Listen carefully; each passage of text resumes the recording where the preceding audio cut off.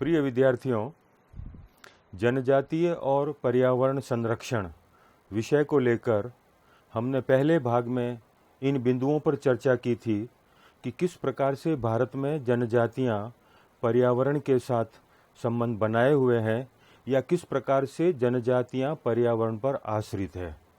तो पर्यावरण और जनजातियों के बीच एक अभिन्न संबंध है, इसीलिए कि जनजातियों की पूर्ण अर्थव्यवस्था वनों पर ही आश्रित है या पर्यावरण पर ही आश्रित है।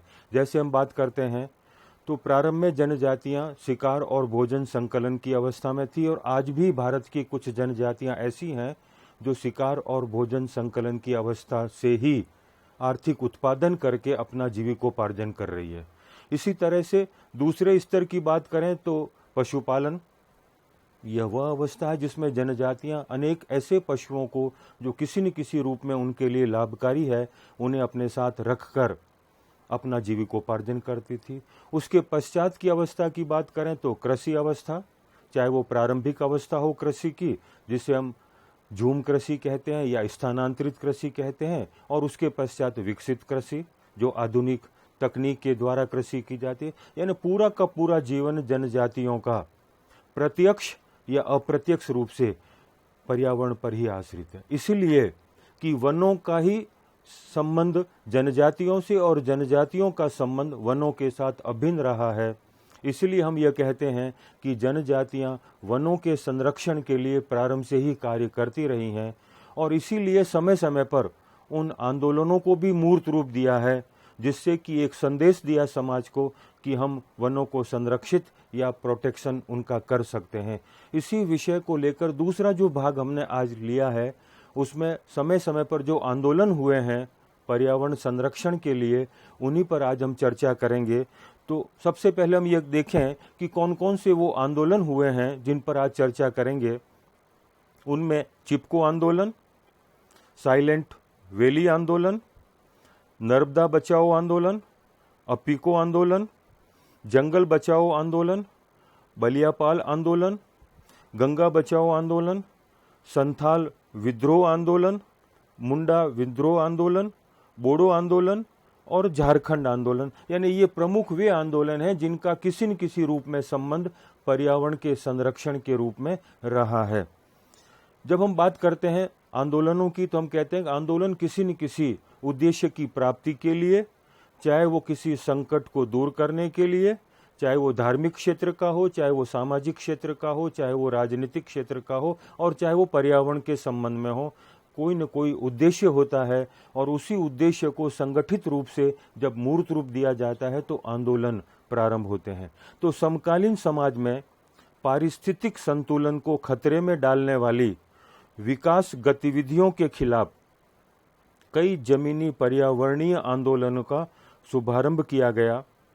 पर्यावरण आंदोलन को एक सामाजिक और राजनीतिक आंदोलन के रूप में वर्णित किया जा सकता है जो पर्यावरण के संरक्षण के साथ साथ पर्यावरण की स्थिति को बढ़ाता है। इसे हरित या संरक्षण आंदोलन के रूप में भी जाना जा सकता है। हम सब जानते हैं जैसे जैसे विकास हुआ है, जैसे जैसे औद्योगिकरण की प्रक्रिया, नगरीकरण की प्रक्रिया को गति मिली है, वैसे वैसे जंगलों का विनाश भी हुआ है।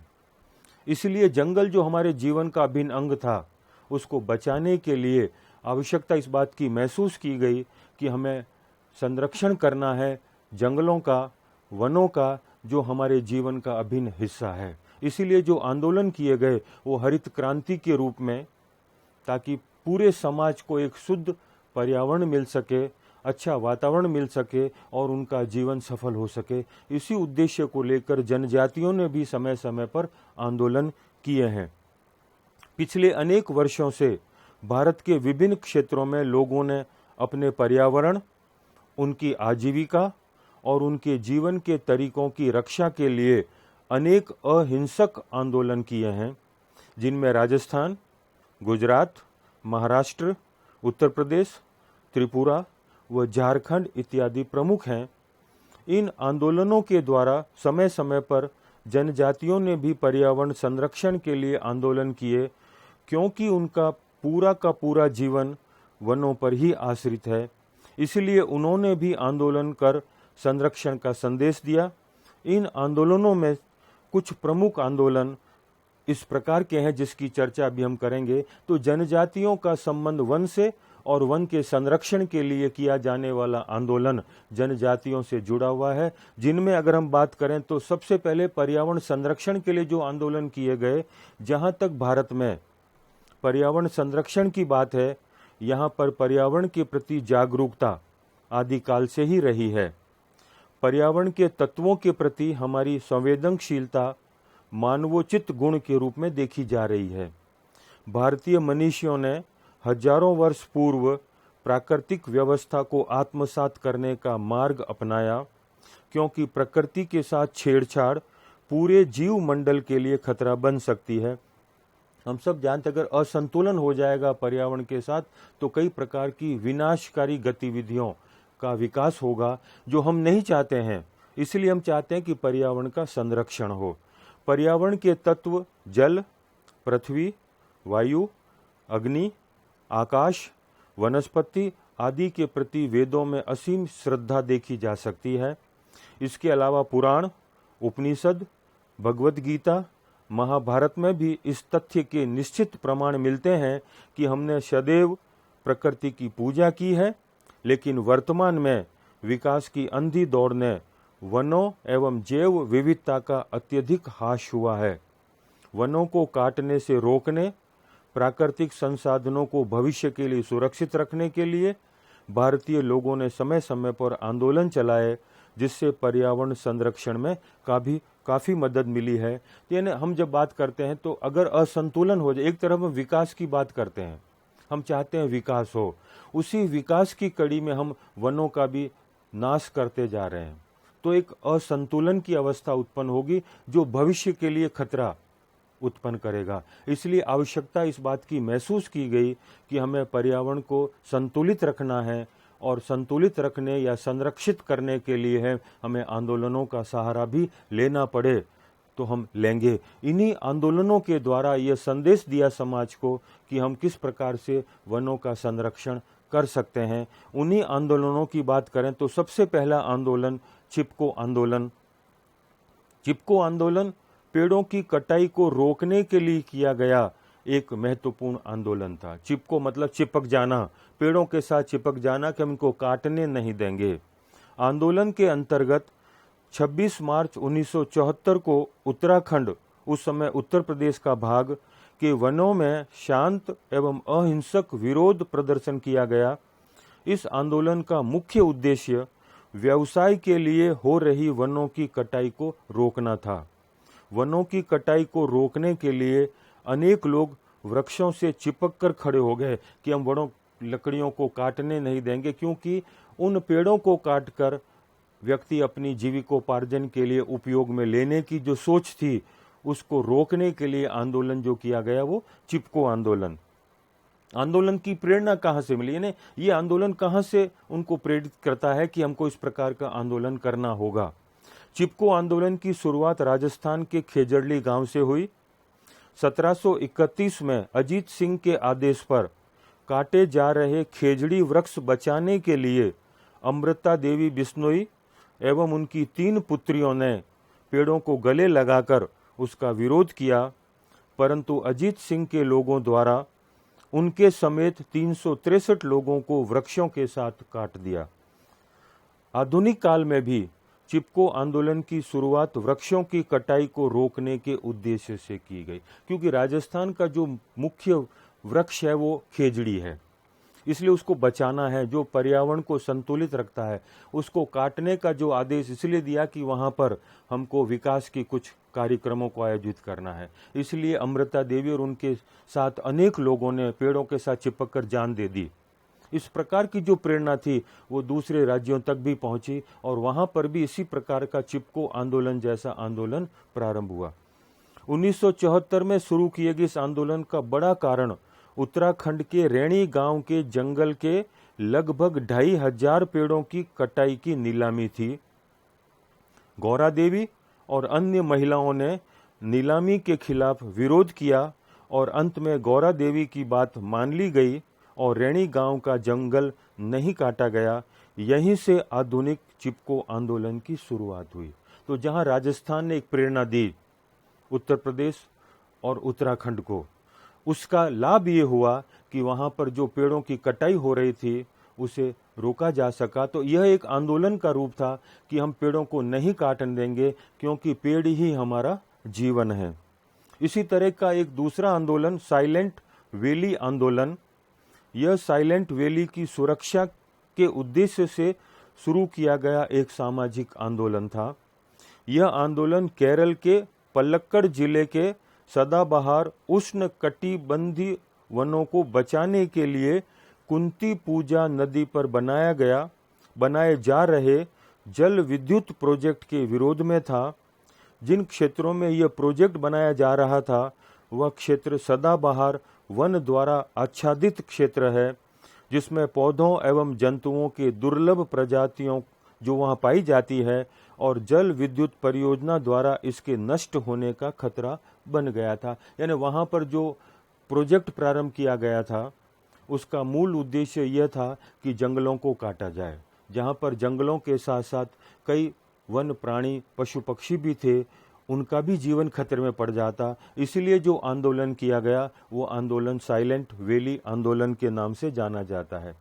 यह वन क्षेत्र अत्यधिक घना है, जिसमें राष्ट्रीय पशु बाघ, विशिष्ट जीव लॉइन, टेल्ड मक्काक, नीलगिरी लंगूर पाए जाते हैं, जो यहाँ की स्थानीय प्रजाति है।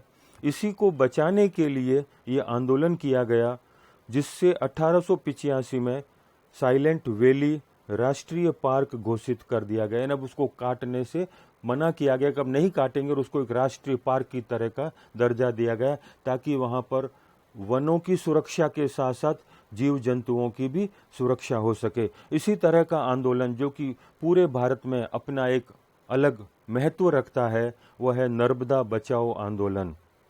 यह आंदोलन नर्मदा नदी के ऊपर बनाई जा रही बहुउद्देशीय बांध परियोजना को रोकने के लिए चलाया गया था।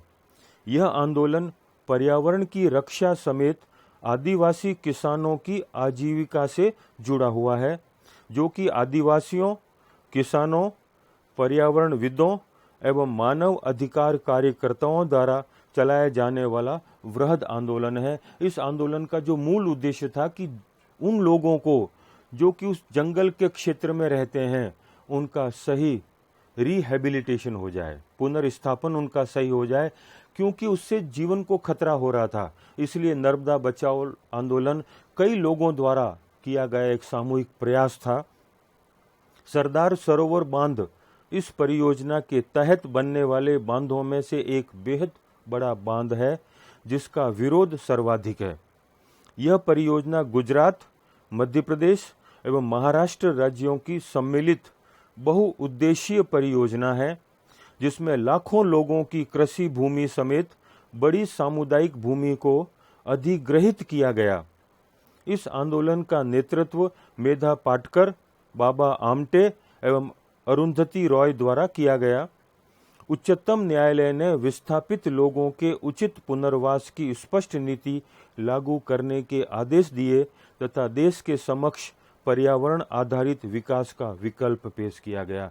यह जो परियोजना सरदार सरोवर बांध के रूप में क्रियान्वित की गई वह इस रूप में की गई कि इससे गुजरात, राजस्थान और महाराष्ट्र के बहुत बड़े भाग को लाभ मिलेगा, लेकिन साथ साथ वनों का अंधाधुंध कटाई और उन जीव जंतुओं के लिए खतरा था। इसलिए आंदोलन किया गया और वह आंदोलन नर्मदा बचाओ आंदोलन के रूप में था। अब वह मूर्त रूप तो लिया, लेकिन साथ में उच्चतम न्यायालय ने यह आदेश भी दिया कि उन लोगों को जिनकी जमीन से उन्हें बेदखल किया गया है उनका पुनर्वास उचित हो, और वही लाभ उनको मिला। तो इस तरह से यह परियोजना से जो लाभ मिलने की उम्मीद थी उसके साथ जो विनाश की लीला भी संभव थी उसको बचाने के लिए यह आंदोलन जो किया गया वह नर्मदा बचाओ आंदोलन के नाम से हम लोग जानते हैं। इसी तरह का आंदोलन अप्पिको जो है मतलब चिपको की तरह ही है। केरल भाषा में और सदर्न लैंग्वेज जो है साउथ की भाषा, उसमें अप्पिको का मतलब चिपको। तो जो चिपको आंदोलन है उसी तरह का आंदोलन अप्पिको आंदोलन भी है। वनों और वृक्षों की रक्षा के संदर्भ में गढ़वाल हिमालय वासियों के चिपको आंदोलन का योगदान सर्वविदित है। इसने भारत के अन्य भागों में भी अपना प्रभाव दिखाया। उत्तर का यह चिपको आंदोलन दक्षिण में अप्पिको आंदोलन के रूप में उभरकर सामने आया। अप्पिको कन्नड़ भाषा का शब्द है जिसका अर्थ होता है गले लगाना, अर्थात चिपकना पेड़ों के साथ। पर्यावरण संबंधी जागरूकता का यह आंदोलन सितंबर 1983 में कर्नाटक के उत्तर कन्नड़ क्षेत्र में शुरू हुआ। यह आंदोलन पूरे जोश से लगातार 38 दिनों तक चलता रहा। यह संदेश था कि हमको पेड़ों को नहीं काटना है, इसलिए पेड़ों के साथ चिपक जाओ, अगर काटना तो हमको भी साथ में काटो, इस तरह का संदेश दिया। युवा लोगों ने यह पाया कि उनके गांव के पास के से चारों ओर के जंगल धीरे धीरे गायब होते जा रहे हैं, तो वे इस आंदोलन में जोर शोर से लग गए, जिसके अंतर्गत सितंबर 1983 में पांडुरंग हेगड़े के नेतृत्व में पुरुष, महिलाओं एवं बच्चों ने सलकानी से 5 किलोमीटर चलकर काला से वन के वृक्षों को गले लगाया। यानी ऐसा जन चेतना का रूप विकसित किया ताकि लोगों को संदेश मिले कि हमको पेड़ों को नहीं काटना है, और इसीलिए पेड़ों के साथ चिपक गए कि अगर काटना है तो हमको भी काटें, पेड़ों को नहीं काटने देंगे। इस तरह का अप्पिको आंदोलन भी प्रारंभ हुआ चिपको आंदोलन की प्रेरणा से ही। जंगल बचाओ आंदोलन 1980 के दशक में बिहार में शुरू हुआ, जो वर्तमान झारखंड एवं उड़ीसा तक फैल गया था। जब सरकार ने प्राकृतिक साल के जंगलों को काटकर वहां पर कीमती सागौन के वृक्षों को लगाने की योजना बनाई, तो तत्कालीन बिहार के सिंहभूम जिले के आदिवासियों ने यह आंदोलन शुरू कर दिया।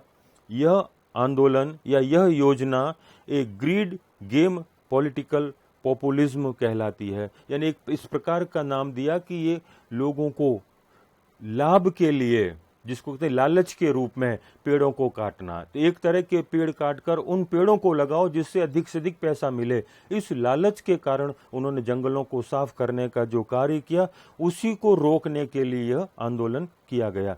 इसी तरह का आंदोलन बलियापाल आंदोलन, यह आंदोलन बलियापाल गांव की भूमि पर मिसाइल की टेस्टिंग को रोकने के लिए शुरू किया गया था। यह टेस्टिंग भूमि की उर्वरकता को खत्म कर सकती थी। यह क्षेत्र भारत के पूर्वी तट पर बंगाल की खाड़ी के पास ओडिशा के उत्तरी भाग में स्थित है। बालासोर जिले के बलियाल एवं भोगराई गांव में भारत सरकार द्वारा मिलिट्री स्टेशन बनाए जाने से 45,000 लोगों के विस्थापित होने का खतरा मंडरा रहा था। इन्हीं क्षेत्रों में रॉकेट एवं मिसाइल की टेस्टिंग की जाती थी। तो इस प्रकार की जो टेस्टिंग की जाती है उससे जमीन की उर्वरक क्षमता तो नष्ट होती ही है, साथ में व्यक्ति के जीवन का भी खतरा बन जाता है। कई प्रकार के स्वास्थ्य संबंधी रोग का विकास भी इस प्रकार के कार्यक्रम का प्रतिफल हो सकता था। इसी की रोकथाम के लिए बलियापाल आंदोलन भी प्रारंभ किया गया। फिर गंगा बचाओ आंदोलन, हम सब जानते हैं गंगा हमारी माँ है और उसका जल हमारे संरक्षण का बहुत बड़ा आधार है, इसलिए उस गंगा को हम दूषित करते जा रहे हैं।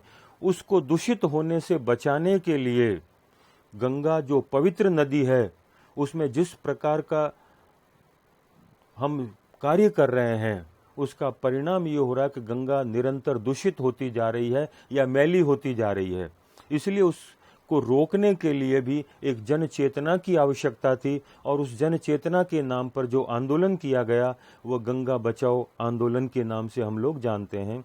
गंगा बचाओ आंदोलन गांधी जी के अहिंसात्मक आंदोलन पर आधारित आंदोलन है, जो गंगा को स्वच्छ बनाने के लिए चलाया गया था। इसमें प्रमुख संतों एवं सामाजिक कार्यकर्ताओं ने भाग लिया। यह आंदोलन उत्तर प्रदेश एवं बिहार में व्यापक रूप से चलाया गया। इस आंदोलन को गंगा सेवा अभियान, पुणे स्थित राष्ट्रीय महिला संगठन एवं कई धार्मिक नेताओं एवं अन्य संगठनों द्वारा व्यापक समर्थन प्राप्त हुआ।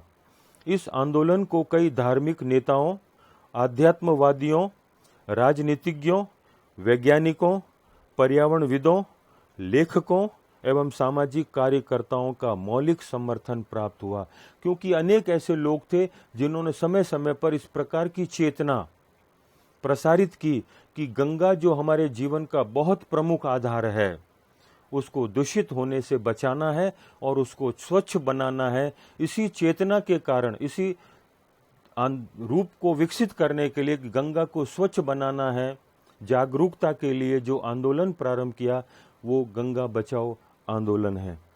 फिर संथाल विद्रोह। संथाल एक जनजाति है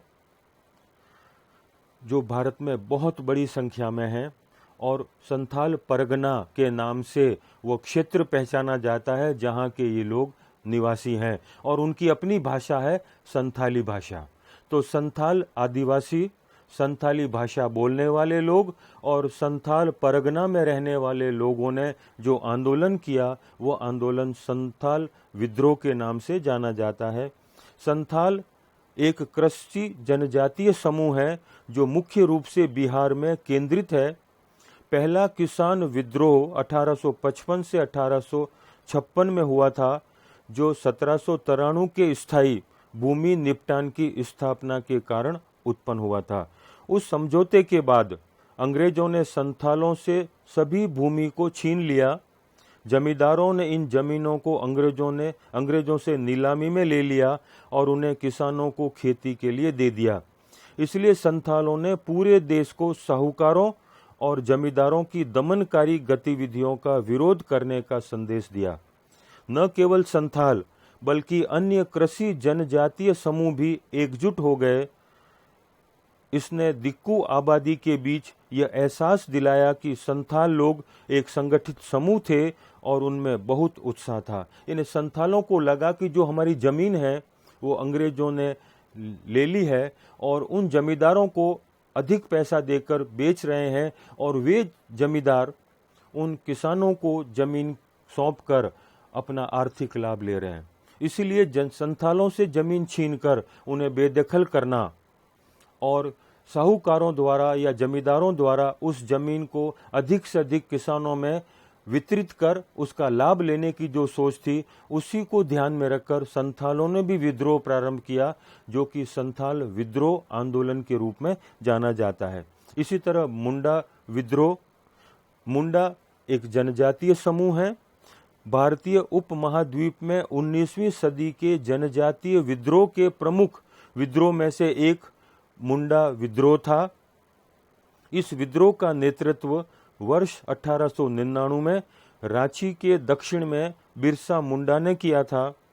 मुंडा राज और स्वतंत्रता स्थापित करने के उद्देश्य से था, क्योंकि जमीन पर उनकी अपनी मालिकी, उनका अपना अधिकार, उनका अपना शासन हो। इसी उद्देश्य से, एक चेतना को जागृत करने के उद्देश्य से, या यह कहें कि जागरूकता के धरातल पर चेतना उत्पन्न करने के उद्देश्य से यह आंदोलन या विद्रोह प्रारंभ हुआ। इसी तरह बोडो आंदोलन। बोडो एक क्षेत्र विशेष है जहाँ पर कुछ लोग आदिवासी भी रहते हैं। बोडो असम भारत में बोडो राष्ट्रवादियों द्वारा उनकी मातृभूमि का प्रतिनिधित्व करने के लिए दिया गया नाम है। बोडोज बोडोलैंड पर पूर्ण नियंत्रण रखता है। ऑल बोडो स्टूडेंट यूनियन और बोडो लिबरेशन टाइगर्स फोर्स का प्रमुख उद्देश्य अपना अलग राज्य बनाना है। बोडोलैंड का वर्तमान सीमांकन बोडोलैंड टेरिटोरियल एरियाज डिस्ट्रिक्ट है, जिसे बोडोलैंड टेरिटोरियल काउंसिलिंग के रूप में जाना जाता है। यानी अपना एक अलग शासन उस भूभाग पर स्थापित करने के उद्देश्य से, जहां पर आदिवासी बहुत रहते हैं, उन आदिवासियों के लिए अपना एक अलग भूमि का नियंत्रण होना चाहिए और वही उन पर शासक होने चाहिए, उन्हीं का अपना शासन होना चाहिए। इसी उद्देश्य को लेकर ये आंदोलन जो किया उसे हम जानते हैं बोडोलैंड आंदोलन के रूप में। इसी तरह का आंदोलन झारखंड आंदोलन के रूप में भी जाना जाता है। झारखंड पूरा का पूरा वन क्षेत्र है जहाँ पर बहुत घने जंगल हैं उन जंगलों से झारखंड में रहने वाली अनेक जनजातियों को किसी न किसी रूप में आर्थिक उत्पादन में मदद मिलती है, चाहे वो फल फूल के रूप में हो, चाहे लकड़ी को अपने जलाने के काम के रूप में हो, और चाहे पशु पक्षियों के उनके शिकार के रूप में भोजन प्राप्ति के लिए वो घना जंगल उनके जीवन का मूल आधार है। इसलिए झारखंड में भी समय समय पर जनजातियों ने कुछ इस तरह के कार्य किए जिसे हम आंदोलन का नाम दे सकते हैं। उन्हीं आंदोलनों में प्रमुख आंदोलन झारखंड आंदोलन है। झारखंड शब्द वन क्षेत्र को संदर्भित करता है, यानी इसका मतलब ही वन है, और यह शब्द 16वीं शताब्दी का है। वन क्षेत्र पूर्वी भारत में वन पर्वतीय पठारी क्षेत्र, बांग्लादेश में गंगाज डेल्टा के पश्चिम और भारत गंगा के मैदान के दक्षिण में लागू होता है। झारखंड के क्षेत्र में बिहार के 7 जिले, पश्चिम बंगाल के 3, ओडिशा के 4 और मध्य प्रदेश के 2 जिले शामिल हैं। झारखंड क्षेत्र के लगभग 90% आदिवासी बिहार के जिलों में रहते हैं। आदिवासियों के 2 समूह जो आंदोलन के मुख्य आंदोलनकारी थे, छोटा नागपुर और संथाल। यानी अगर हम जनजातीय जनगणना की बात करें तो झारखंड में बहुत अधिक जनजातियों की संख्या है। हम नंबर 1 पर अगर लें तो ये अतिशयोक्ति नहीं होगी, क्योंकि सबसे अधिक जनजातियां झारखंड में हैं, और वहां पर छोटा नागपुर और संथाल जो परगना है उनमें जनजातियों का प्रतिशत बहुत अधिक है। और ये जनजातियां पूर्ण रूप से वनों पर ही आश्रित है, चाहे वो शिकार भोजन संकलन की अवस्था हो, चाहे पशुपालन की हो, और चाहे वो कृषि की अवस्था हो। जब हम झूम कृषि की बात करते हैं तो झूम कृषि भी संथाल और छोटा नागपुर की जनजातियों में प्रचलित कृषि का एक तरीका है, जिसमें जंगलों को काटकर उसके ऊपर राख को बिखेर कर बरसात के दिनों में कृषि करना, फिर दूसरे स्थान पर चले जाना, इस तरह से स्थानांतरित कृषि, जिसको स्लैश और बर्न एग्रीकल्चर भी कहते हैं, ये यहाँ की अपनी प्रमुख विशेषता है। इसलिए उन्होंने उस वनों की रक्षा के लिए, उस पर्यावरण के संरक्षण के लिए आंदोलन जो प्रारंभ किया उसे हम झारखंड आंदोलन के नाम से जानते हैं। जब हम झारखंड की बात करते हैं तो झारखंड के साथ भारत के लगभग सभी राज्यों में जहां जनजातीय जनसंख्या बहुत अधिक है, जैसे हम बात करें झारखंड की, झारखंड के बाद बिहार की, बिहार के बाद महाराष्ट्र, मध्य प्रदेश, गुजरात और राजस्थान, यहाँ पर जनजातियों का बहुत बड़ा भाग है जो वनों पर ही आश्रित है। इसलिए वन उनके जीवन का अभिन्न अंग है। उनकी पूरी की पूरी दिनचर्या, पूरी की पूरी अर्थव्यवस्था वनों पर ही आश्रित है। इसलिए समय समय पर इन जनजातियों ने भी चेतना के नाम पर, जागरूकता के नाम पर कुछ आंदोलन किए, क्योंकि आंदोलन का मूल उद्देश्य यही होता है कि हमें किसी लक्ष्य को प्राप्त करना है, या जो समाज में गतिविधियां विकसित हुई हैं उसे रोकना है, क्योंकि वो हमारे लिए विनाशकारी है। इन्हीं विनाशकारी गतिविधियों में जंगलों को काटना, विकास के नाम पर उनका सफाया करके उनके स्थान पर उद्योग धंधों की स्थापना करना, या मल्टी स्टोरी बिल्डिंग्स बनाना, लोगों के रहवास के लिए उन क्षेत्रों का चयन करना, ये सब व्यक्तियों के लिए, उन लोगों के लिए जो जंगलों पर आश्रित हैं, उनके लिए घातक था। इसलिए उन्होंने संदेश दिया कि हम इनका संरक्षण करेंगे, और संरक्षण के नाम पर उन्होंने आंदोलन जो किए वो सब वनों के संरक्षण के आंदोलन के नाम से ही हम लोग इनको जान सकते हैं। इन सारी की सारी बातों को हम सारांश के रूप में अगर कहें तो हम कह सकते हैं कि जनजातियां कई मायनों में अपने अस्तित्व के लिए जंगलों पर निर्भर है। जंगलों पर जनजातियों की निर्भरता की डिग्री विभिन्न कारकों पर निर्भर करती है। इन कारकों में उनकी सामाजिक, आर्थिक तो स्थिति प्रमुख है ही, साथ में वितरण, सांस्कृतिक और धार्मिक मानदंड, साक्षरता आदि भी शामिल हैं। जनजातियां, जिन्हें हम आदिम लोग कहते हैं, जो घने जंगलों के अंदर रहती हैं, बहुत गरीब हैं और अपनी अधिकांश जरूरतों को पूरा करने के लिए पूरी तरह से जंगलों पर निर्भर है। सामाजिक आंदोलन सामाजिक परिवर्तन की एक महत्वपूर्ण प्रक्रिया है। जिसमें संपूर्ण समाज को परिवर्तित करने की क्षमता है। जनजातियां क्योंकि प्रारंभ से ही जंगलों में रही हैं और उनका जीवन जंगलों पर ही निर्भर रहता है, इसलिए जंगलों के साथ उनका एक घनिष्ठ संबंध है। आज़ादी से पहले और आज़ादी के बाद अनेक प्रकार के ऐसे कानून और नियम बनाए गए जिनसे जनजातियों के सामने जीवन यापन की अनेक समस्याएं उत्पन्न हो गई। इन्हीं समस्याओं को ध्यान में रखते हुए समय समय पर पर्यावरण संरक्षण के नाम पर जनजातियों ने भी आंदोलन किए, जिन्हें हम पर्यावरण संबंधी संरक्षणात्मक आंदोलन कहते हैं। इन सामूहिक प्रयासों से उन लक्ष्यों को आसानी से प्राप्त किया जा सकता है जिन उद्देश्यों को लेकर आंदोलन किए गए हैं। तो संरक्षण के लिए जो आंदोलन किए हैं उन्हीं को हम संरक्षणात्मक आंदोलन कहते हैं, जिनमें जनजातियों का भी अपना विशेष योगदान रहा है।